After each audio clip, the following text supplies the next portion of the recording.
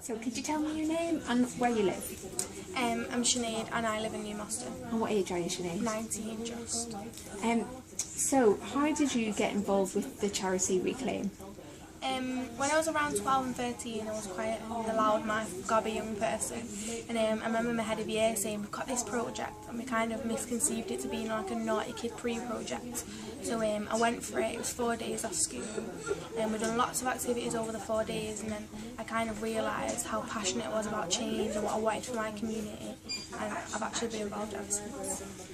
And you were Manchester Young Woman of the Year in 2011, is that right? 2011, yeah. Can you tell us why that was?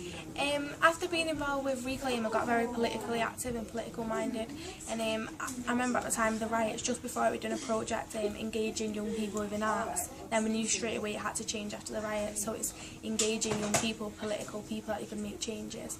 And I remember at the time being really angry and frustrated at the kind of the outpour in the city and the way that young people was portrayed and how they presented themselves, so I was really political about that change. And I'd done a debate on Sky and I was nominated by Manchester City Council and won.